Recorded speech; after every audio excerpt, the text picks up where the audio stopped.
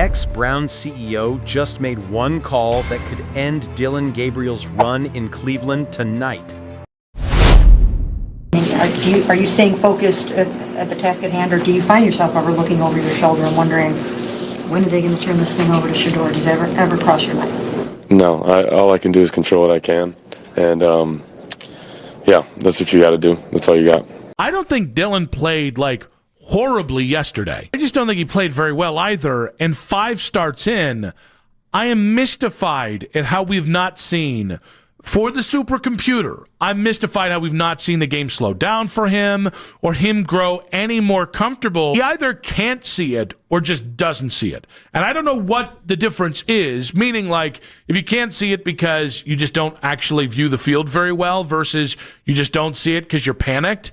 I guess you'd want it to be the latter thing, but I don't know. I don't know which one it is. I just know it's happening with great regularity, and that's why you just can't sell that Dylan Gabriel has made any headway in 5 games, which means if you're not seeing progress, if it's not slowing down for him, what in The question just dropped like a bomb in the press conference.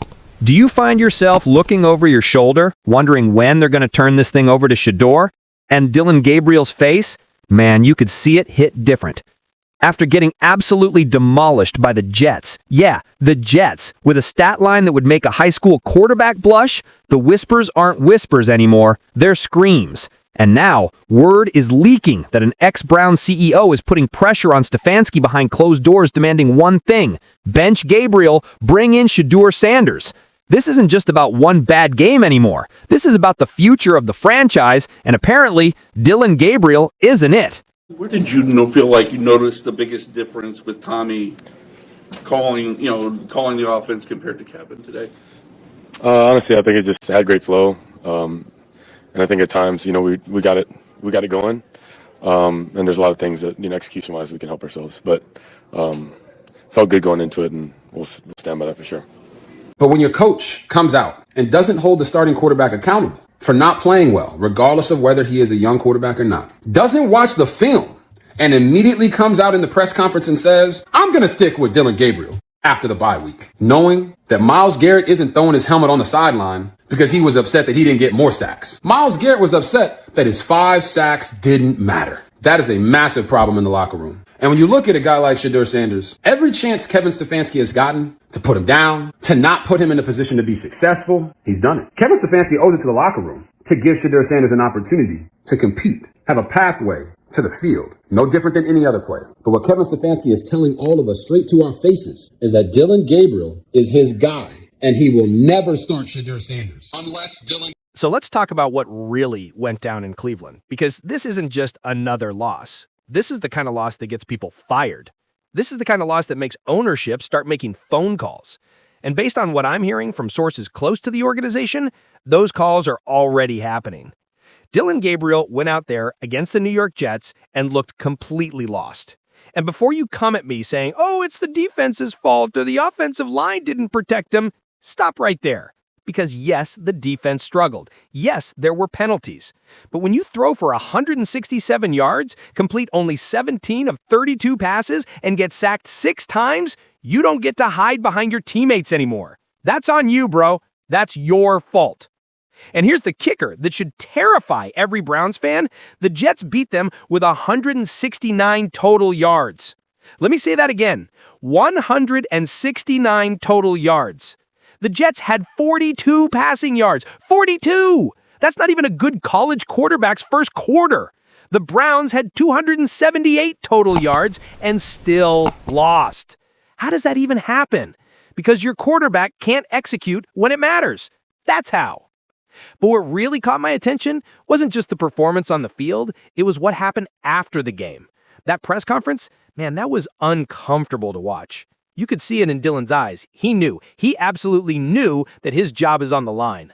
And when that recorder hit him with the Shedeur Sanders question, the energy in that room shifted completely. Do you find yourself ever looking over your shoulder and wondering when they're going to turn this thing over to Shedeur? Efficiency improved that.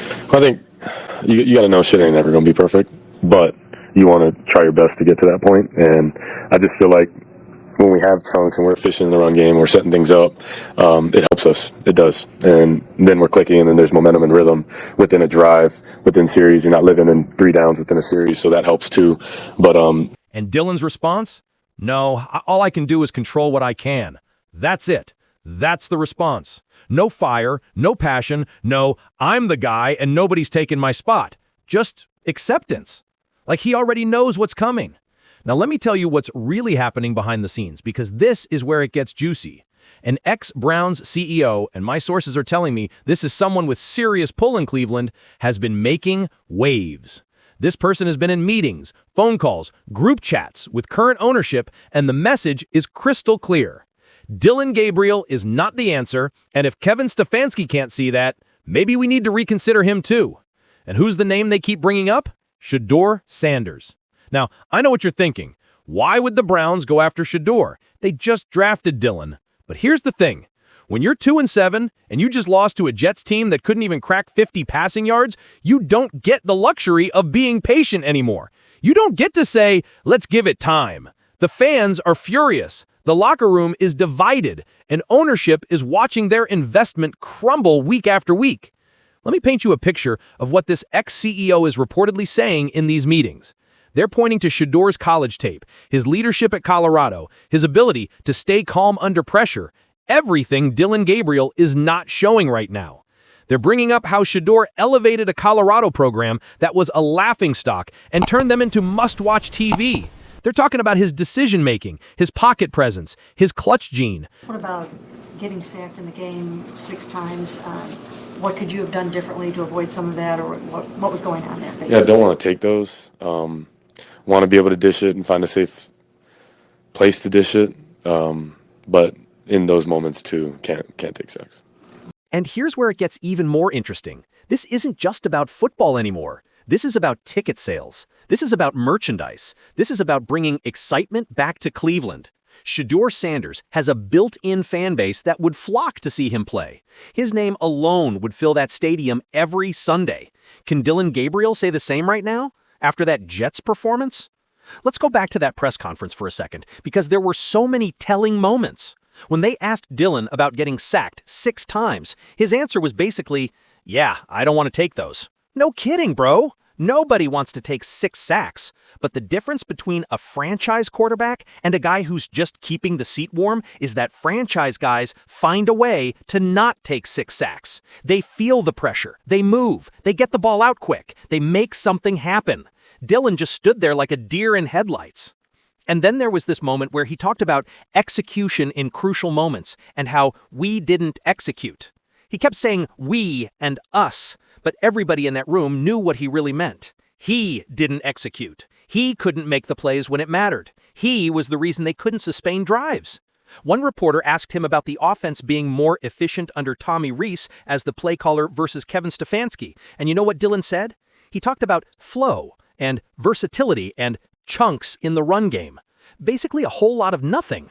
He gave coach-speak answers when what fans needed to hear was accountability. They needed to hear their quarterback say, I played terrible and I'm going to fix it.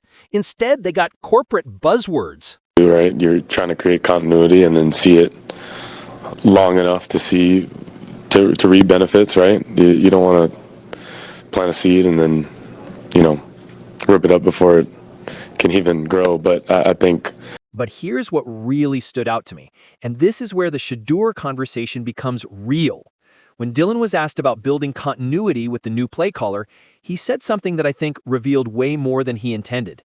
He said, you don't want to plant a seed and then rip it up before it can even grow. That right there, that's a man who knows the organization is thinking about ripping him up and planting someone else.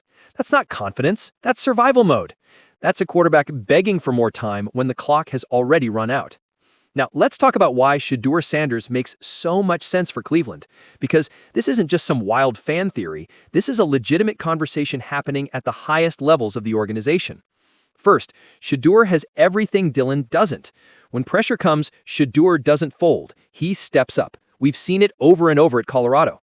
3rd down, game on the line, defense bringing the heat, Shedeur delivers. He's got that it factor that you can't teach. You either have it or you don't. And Dylan Gabriel proved against the Jets that he doesn't have it. Second, Shedeur's football IQ is off the charts. He processes defenses faster than almost any college quarterback we've seen in recent years. He knows where to go with the ball before the snap. Compare that to Dylan, who held onto the ball for 6 sacks and couldn't figure out where to throw it with receivers open. That's not just a physical difference, that's a mental gap that's almost impossible to close. Third, and this is huge, Shedeur wants to win. You can see it in his eyes, in his body language, in the way he carries himself. He's a competitor through and through. When things go wrong, he gets mad. He demands better from his teammates. He takes control. Dylan Gabriel? Man, watching him in that press conference, he looked defeated. He looked like he was just trying to get through the questions and go home. That's not a leader. That's not a franchise quarterback. The ex-CEO pushing for this change understands something that maybe current management is too stubborn to admit. Sometimes you have to cut your losses. Yeah, they invested a draft pick in Dylan. Yeah, it's only been 9 games. But when you're drowning, you don't keep swimming in the same direction. You change course before it's too late. And here's the reality that Browns fans need to accept. Dylan Gabriel was always a bridge quarterback. He was never supposed to be the long-term answer. He was supposed to come in, run the system, not lose games, and keep things stable while they figured out their future. But guess what? He's not even doing that. He's actively losing games. He's making the team worse. At that point, why are you waiting? Shedeur Sanders represents everything Cleveland needs right now. Hope, excitement, a future. Someone who can walk into that building and immediately command respect. Someone who can make throws that Dylan Gabriel can't even imagine making. Someone who won't crumble when the lights get bright and the pressure gets real. I'm hearing that the ex-CEO has been showing film to key people in the organization. Shedeur film compared to Dylan film. And apparently, it's not even close. When you watch them side by side, one guy looks like a future Pro Bowler and the other looks like he should be coaching high school. Harsh? Maybe. True? Absolutely. The question isn't whether Shedeur would be better than Dylan. That's obvious to anyone with eyes. The question is whether Kevin Stefanski and the current front office are willing to admit they made a mistake. Whether they're willing to make a bold move that could save their season and their jobs. Whether they're willing to listen to the people who have been around this organization long enough to know what winning looks like. And this is where things get really spicy because according to sources, Kevin Stefanski is not on board with this plan. At least not publicly. He came out after the game and said he's sticking with Dylan going forward. But behind closed doors, different story. There are reportedly massive disagreements happening in the organization right now about the direction of this team. The ex-CEO faction is pushing hard for Shedeur. They're making the case that you can't waste another season, another game, another snap with a quarterback who clearly isn't the answer. They're pointing to teams that made bold moves and it paid off. They're saying that loyalty to a struggling player is how you end up with a decade of mediocrity. But Stefanski is in a tough spot. If he benches Dylan now, it's an admission that his evaluation was wrong. It's an admission that he can't develop quarterbacks. It's an admission that his system doesn't work with the personnel he has. And for a coach who's already on the hot seat at 2-7, those are admissions that could end his career in Cleveland. So we've got this power struggle happening. Old guard versus new thinking, patience versus urgency, stability versus star power. And caught in the middle of it all is Dylan Gabriel, who looked completely defeated in that press conference, probably knowing that his days are numbered. Let me tell you why I think Shedeur is the right move. And yeah, I'm taking a side here because someone needs to say it. Dylan Gabriel had his chance. He had 9 games to prove he belongs, and what did he show us? 17 completions on 32 attempts against the Jets, 6 sacks, inability to move the ball, inability to score points, inability to win games. Meanwhile, Shedeur Sanders is out there at Colorado making NFL throws every single week. He's reading defenses, making adjustments, throwing dimes into tight windows, leading comebacks. He's doing everything that an NFL franchise would want their quarterback to do, and he's doing it with less talent around him than Dylan has in Cleveland. Think about that for a second. Shedeur is doing more with less. That's the definition of a franchise quarterback. That's the definition of someone who makes everyone around him better. Dylan Gabriel has NFL receivers, NFL offensive linemen, NFL running backs, and he's putting up high school numbers. How is that acceptable? The ex-CEO making these calls isn't wrong. They're actually the only person in the building with the courage to say what everyone else is thinking. This isn't working. Dylan isn't it. And if you want to turn this franchise around, you need to make a change now. Not next season, not next month, now. And here's the thing about Shedeur that I think gets overlooked in all these debates. He's battle-tested. The kid has played in hostile environments, faced loaded defensive fronts, dealt with pressure his entire college career. He doesn't rattle. He doesn't panic. He doesn't give you 17 for 32 performances against bad teams. He shows up when it matters. Could you imagine Shedeur in that same game against the Jets with those same weapons? Man, the Browns probably win by 3 touchdowns because Shedeur would have found Jerry Jeudy open. Shedeur would have hit David Njoku for more than 1 score. Shedeur would have felt the pressure and made plays outside the pocket instead of taking 6 sacks. That's the difference between a guy who's just happy to be in the NFL and a guy who's destined to be great in the NFL. I keep going back to that moment in the press conference when Dylan was asked about looking over his shoulder for Shedeur. His answer was so telling. All I can do is control what I can. That's not the answer of a confident quarterback. That's not the answer of someone who believes in themselves. That's the answer of someone who knows the writing is on the wall and is just trying to survive another week.